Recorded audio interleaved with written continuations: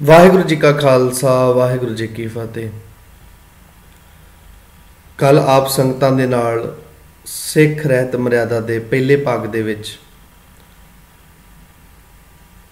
80-85 साल ਜਿਹੜੇ अगला समा सी 80-85 साल का सिख मिसलों का समा, महाराजा रणजीत सिंह दे सिख राज का समा, इत्थों तक आप संगतां दे नाल विचार कीती सी। आओ जी सिख रहत मर्यादा दे दूसरे भाग दे विच अगे असीं आप संगतां दे नाल विचार करते हाँ। फतेह नाल सांझ पाओ। वाहिगुरु जी का खालसा वाहिगुरु जी की फतेह। सन 1849 सिख राज खत्म हो गया। पंजाब ते पूरी तरह अंग्रेज़ों का राज हो गया। सिख राज 1849 विच खत्म होंदा है क्योंकि हुण पंजाब ते अंग्रेज़ों का कब्जा हो गया, राज हो गया। अगले 50-55 साल अंग्रेज़ों ने इन्हां महंतां नूं होर शह दित्ती, जिहड़े महंत गुरुद्वारियां दे विच काबज सन, जिन्हां ने कब्जा किया होया सी। हुण महंतां ने इन्हां नूं शह देनी शुरू कर दित्ती कि तुसी गुरुद्वारा साहब दे अंदर दे प्रबंध दे विच वगाड़ करो। हुण तुसी इत्थों दी जो जमीनां हन, जो इत्थों दी जायदाद वो तुहाडी अपनी निजी है, असी तुहाडे नाल खड़े हाँ, असी तुहाडा पूरा साथ देवांगे, तुसी जो करना है कर सकदे हो। ते जी हुण इन्हां महंतां ने अपना जो कि इन्हां दे अंदर शैतान सी वो हुण बाहर आ गया। मैं शैतान शब्द तां वरत रहा क्योंकि हुण गुरुद्वारा साहिब दे प्रबंध ते इन्हां ने वगाड़े जेड़ा भी दरबार साहिब गुरुद्वारा साहिब मत्था टेकण आउंदा उन्हां नूं जलील किया जांदा, धीआं भैणां दे उत्ते गंदे गीत गाए जांदे। इन्हां महंतां ने इत्थों तक इन्हां दा जिहड़ा किरदार गिर चुकिया सी कि जिहड़ा भी परिवार गुरुद्वारा साहिब कड़ाह प्रसादी देग लैके आउंदा, इन्हां महंतां ने उन्होंने गुरुद्वारा साहब दी जिहड़ा वो दरवाजा है उत्थों जो लंघदा सी कड़ाह प्रसाद लैके सब तो पहला कड़ाह प्रसाद अपने हाथ विच फड़ के थुक करदे सी उहदे विच। इत्थों तक इन्हां दा जीवन इन्ना क ज़्यादा गर्क चुकिया सी, इन्हां दी जिंदगी इन्नी क ज़्यादा गर्क चुकी सी। क्योंकि हुण सरकार दा हाथ है इन्हां दे सिर ते, इस करके इन्हां ने इंज सोच लिया कि हुण साडा कौन की विगाड़ सकेगा। ते गुरुद्वारा साहिब दे अंदर परिक्रमा दे अंदर नाच होने शुरू हो गए, गंदे गीत गाने शुरू कर दिते, इन्हां ने बदमाश रखने शुरू कर दिते। ते वो बदमाश आने वाले गुरुद्वारा साहब दे अंदर मत्था टेकण वाले हर एक मैंबर नूं दुखी कर दे, परेशान कर दे। नतीजा यह होया कि गुरुद्वारे जो सिक्खी रौ रीत अते मर्यादा के सोमे सन, ब्राह्मणी पूजा के स्थान बन गए। किवें बने आप जी देखो, महंता दा गुरुद्वारियां ते कब्जा 100 साल तक हुंदा है। 100 साल का मतलब एक पीढ़ी, जन्म तो लैके मौत तक एक पीढ़ी पूरी बदल जाती है। हुण पीढ़ी ने की देखिया, जो असी गुरुद्वारा साहब दे अंदर अज कुंभ जोत नारियल पुरातन मर्यादा के नाम ते रखी बैठे हैं, ये साडी मर्यादा थोड़ी है। सिख रहत मर्यादा विच ते लिखिया होया है भी कुंभ जोत नारियल पाठ वेले नाल रखना बिल्कुल मनमत है। फिर क्यों की जाती है? साडे बजुर्गों की जुबान ते एक शब्द है, ये जी पुरातन मर्यादा है, ये जी बड़ी पुरानी मर्यादा है। तुहानू की पता इस मर्यादा बारे? तो बड़े समय तो चली आउंदी है, सानू नहीं पता।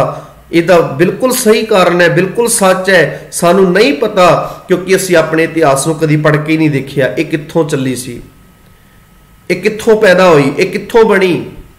असल दे विच कुंभ जोत नारियल का रिश्ता रामायण नाल ते गीता नाल है। मुबारक है वो अपने धर्म के मुताबिक एक काम करन, जगरातियां विच जोतां जगाउण, कुंभ जोत नारियल रखण।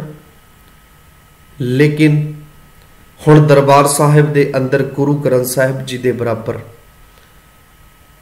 गीता का भी पाठ हो रहा है, रामायण का भी पाठ हो रहा है, तो कुंभ जोत नारियल जिथे नाल गुरु ग्रंथ साहिब का प्रकाश है, हुण वो सारिया चीज़ां उत्थे रखियां जा रही ने।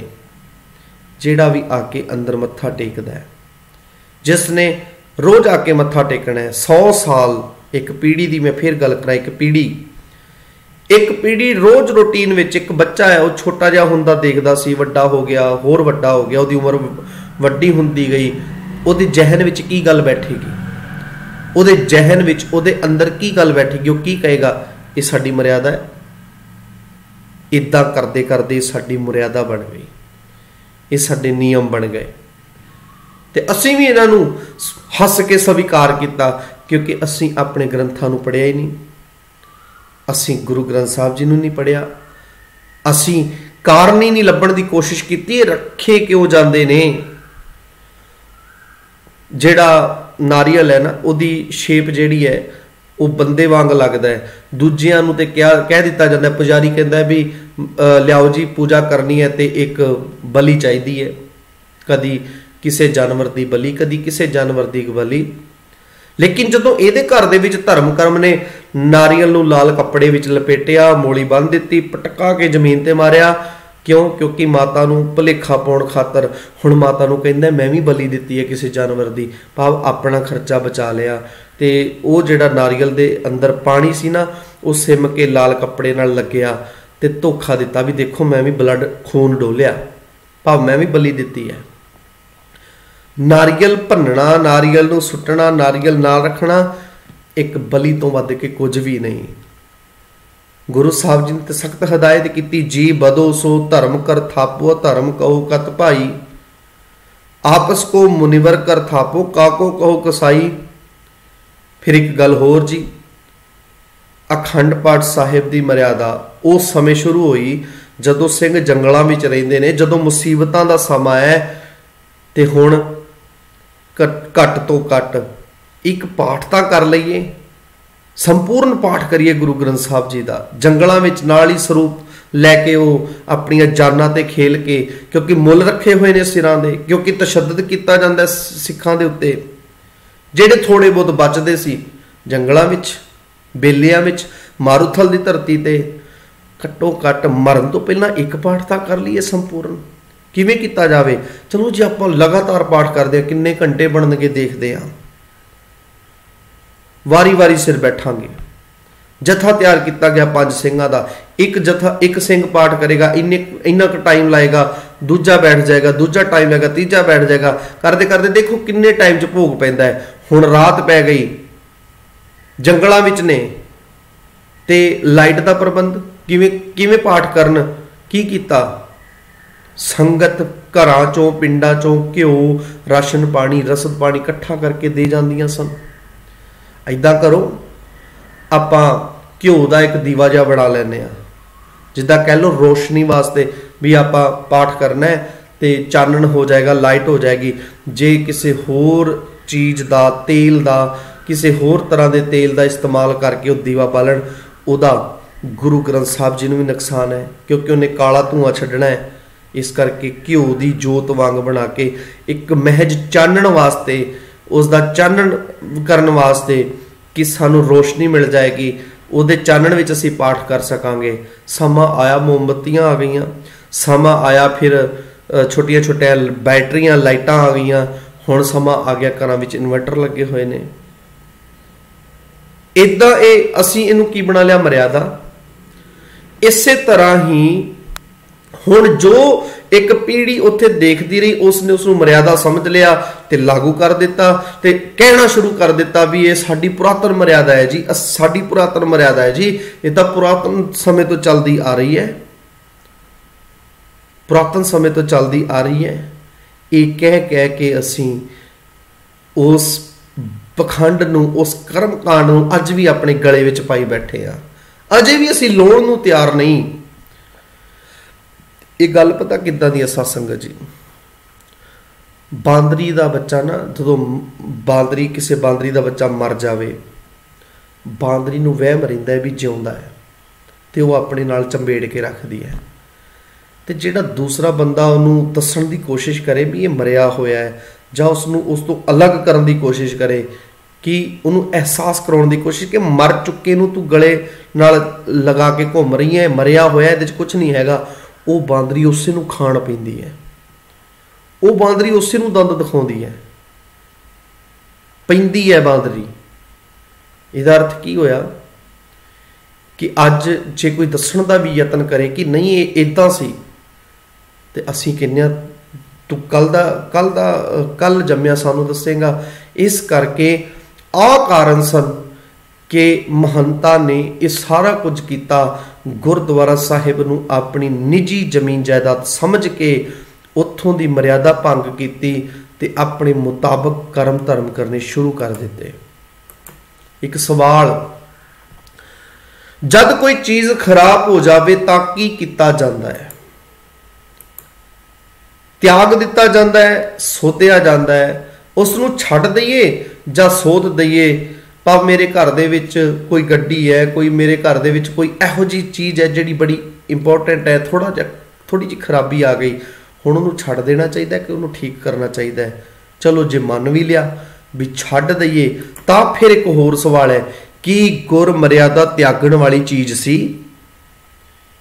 ਚਲੋ ਆਪਾਂ ਦੁਨਿਆਵੀ ਕਿਸੇ ਚੀਜ਼ ਦੀ ਗੱਲ ਕਰੀਏ, ਆਪਾਂ ਕਹਿ ਸਕਦੇ ਆ ਵੀ ਚਲੋ ਹੋਰ ਆ ਜਾਏਗੀ, ਚਲੋ ਨਵੀਂ ਲੈ ਲਵਾਂਗੇ, ਕੋਈ ਗੱਲ ਨਹੀਂ ਵੀ ਇਹ ਜ਼ਿਆਦਾ ਖਰਾਬ ਹੈ, ਇਹਨੂੰ ਠੀਕ ਕਰੋ ਤੇ ਜ਼ਿਆਦਾ ਪੈਸੇ ਲੱਗਣਗੇ, ਆਪਾਂ ਨਵੀਂ ਲੈ ਆਉਂਦੇ ਆ।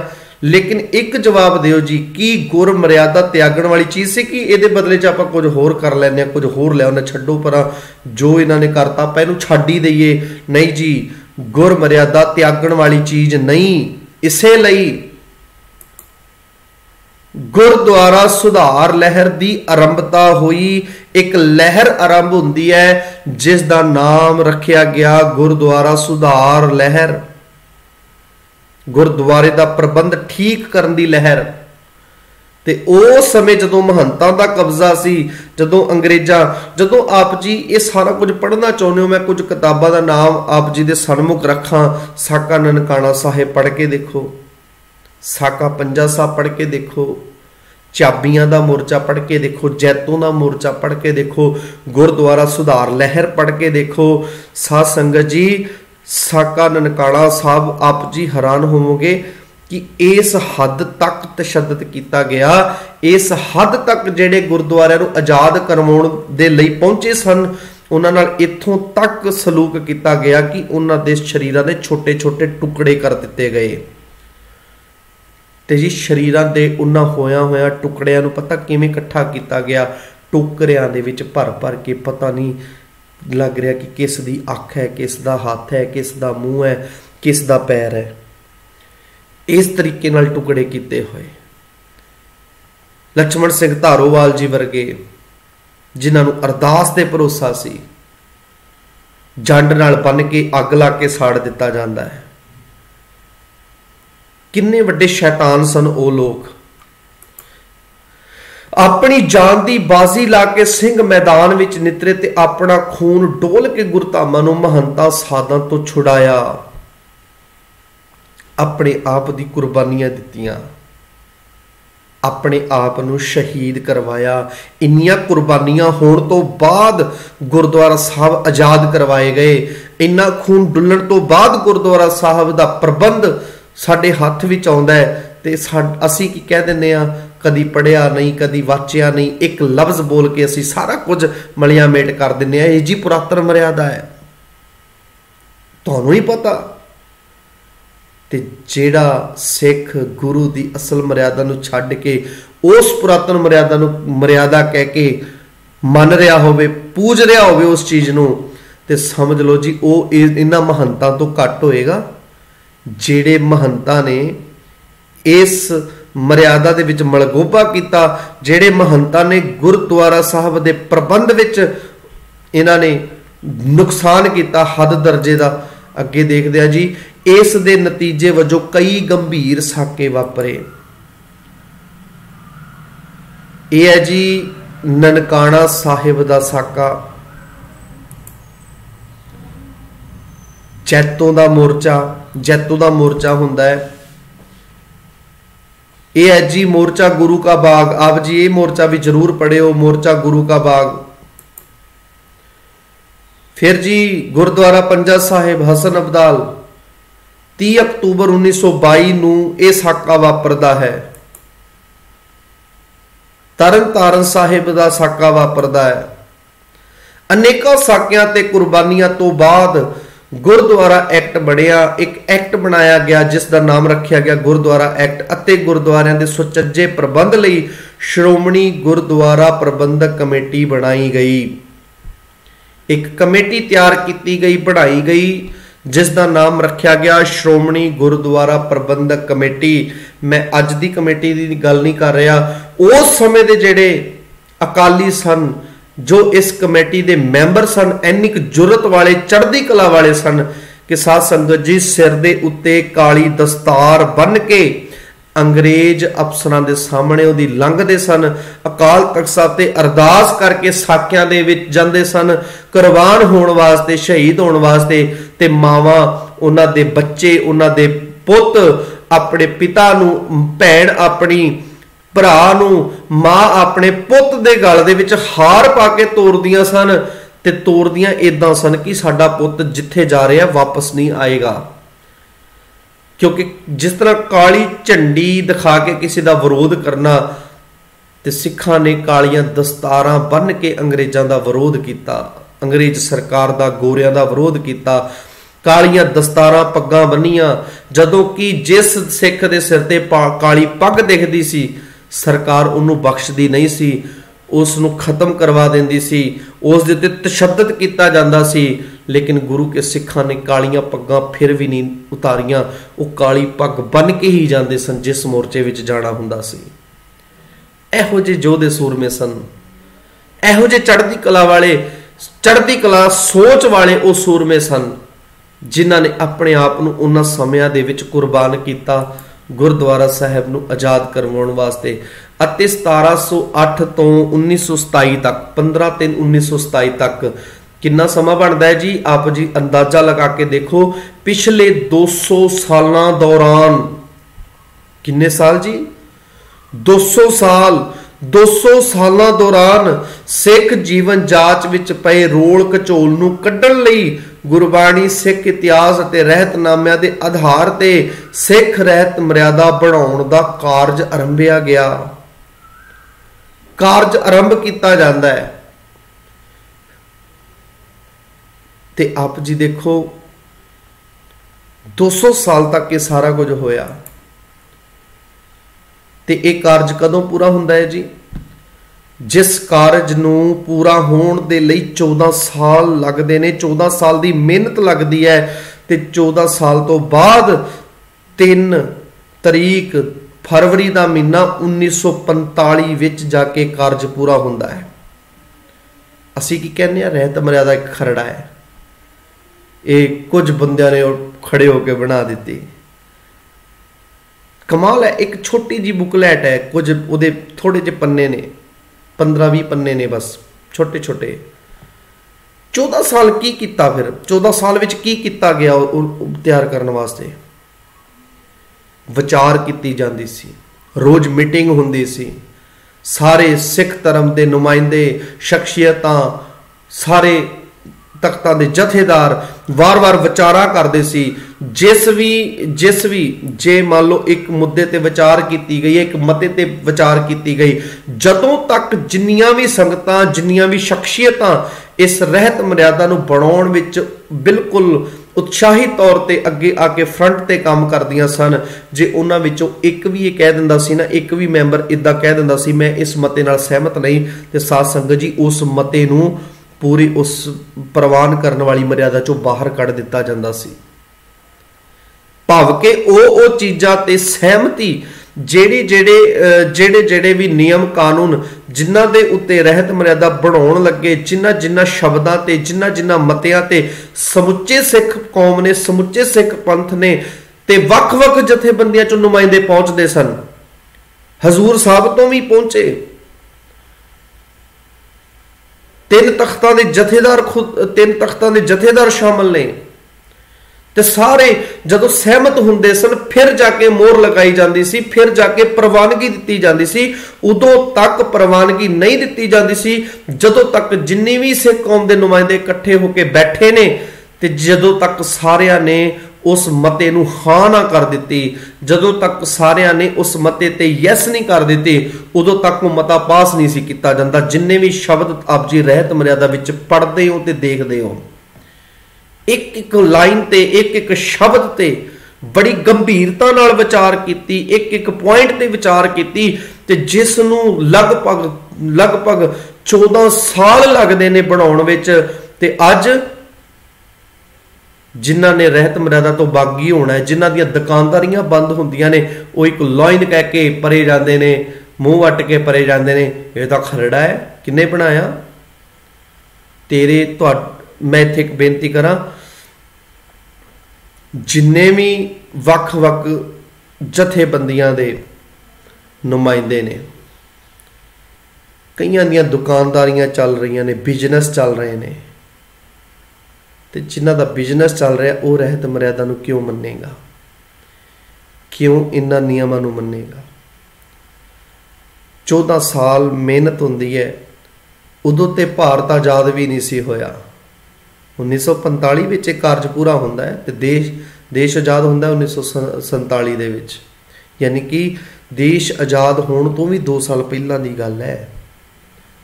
ਲੇਕਿਨ ਅਸੀਂ ਇੰਨੇ ਅਕਿਰਤ ਕਾਣਾ ਕਿ ਇੰਨੀ ਮਿਹਨਤ ਤੋਂ ਬਾਅਦ ਸਾਡੇ ਸਾਹਮਣੇ ਸਾਡੇ ਪੰਥ ਨੇ, ਸਾਡੀ ਕੌਮ ਨੇ, ਕਈਆਂ ਨੂੰ ਤਾਂ ਇਹ ਵੀ ਨਹੀਂ ਪਤਾ ਹੈ, ਕਹਿ ਦਿੰਦੇ 2 ਬੰਦੇ ਖੜੇ ਉੱਠ ਕੇ ਤੁਰ ਪਏ ਰਹਿਤ ਮਰਿਆਦਾ ਬਣਾਉਣ ਵਾਸਤੇ। ਤਿੰਨ ਜਣਿਆਂ ਨੇ ਰਹਿਤ ਮਰਿਆਦਾ ਬਣਾਤੀ, 2 ਜਣਿਆਂ ਨੇ ਰਹਿਤ ਮਰਿਆਦਾ ਬਣਾਤੀ। ਪੜ੍ਹ ਕੇ ਤਾਂ ਦੇਖੋ, ਨਾਮ ਤੇ ਪੜ੍ਹ ਕੇ ਦੇਖੋ ਕੌਣ ਸੀ ਬਣਾਉਣ ਵਾਲੇ। ਮਹਾਨ ਕੋਸ਼ ਲਿਖਣ ਵਾਲੇ ਭਾਈ ਕਾਹਨ ਸਿੰਘ ਨਾਭਾ ਜੀ, ਉਹਨਾਂ ਨੂੰ ਅਸੀਂ ਉਹ ਵਿੱਚ ਸ਼ਾਮਲ ਸਨ। ਐਵੇਂ ਨਹੀਂ, ਹੋਰ ਵੀ ਪੜ੍ਹ ਲਿਓ, ਮੈਂ ਤੇ ਇੱਕ ਹੀ ਨਾਮ ਲਿਆ ਜੇ। ਜਿੰਨਿਆਂ ਦੇ ਨਾਮ ਲਿਖੇ ਹੋਏ ਨੇ ਨਾ, ਉਸ ਸਮੇਂ ਦੇ ਆਪਣੇ ਆਪ ਦੇ ਵਿੱਚ ਇੱਕ ਸ਼ਖਸੀਅਤ ਸੀ, ਇੱਕ ਪਰਸਨੈਲਿਟੀ ਸੀ ਆਪਣੇ ਆਪ ਦੇ ਵਿੱਚ। ਐਵੇਂ ਹੀ ਨਹੀਂ ਲਿਖ ਦਿੱਤਾ ਕਿ ਜੋ ਮਨ ਵਿੱਚ ਆਇਆ, ਜਿਸ ਦਾ ਜੀ ਕੀਤਾ, ਜਿਸ ਨੇ ਜੋ ਕਿਹਾ ਉਹੀ ਮੰਨ ਲਿਆ ਗਿਆ। ਜੋ ਵੀ ਵਿਚਾਰ ਹਰ ਕੋਈ ਦਿੰਦਾ ਸੀ, ਜਦੋਂ ਮੀਟਿੰਗ ਬੈਠਦੀ ਸੀ, ਜਦੋਂ ਵੀ ਕਾਨਫਰੰਸ ਹੁੰਦੀ ਸੀ, ਜਦੋਂ ਵੀ ਮਤਾ ਪਾਸ ਕੀਤਾ ਜਾਂਦਾ ਸੀ, ਬੈਠਦੇ ਸਾਰੇ ਸਨ, ਪਰ ਪ੍ਰਵਾਨਗੀ ਉਹਨਾਂ ਹੀ ਮਤਿਆਂ ਨੂੰ ਦਿੱਤੀ ਜਾਂਦੀ ਸੀ ਜਿਨ੍ਹਾਂ ਮਤਿਆਂ ਦੇ ਉੱਤੇ ਜਿੰਨੇ ਵੀ ਸਿੱਖ ਸੰਗਤ ਦੇ ਅੰਦਰ ਬੈਠੇ ਹੋਏ ਹੁੰਦੇ ਸਨ, ਜਦੋਂ ਸਾਰੇ ਉਸ ਤੇ ਹਾਮੀ ਤੇ ਯੈਸ ਕਰਦੇ ਸਨ, ਪ੍ਰਵਾਨਗੀ ਉਸ ਮਤੇ ਨੂੰ ਦਿੱਤੀ ਜਾਂਦੀ ਸੀ।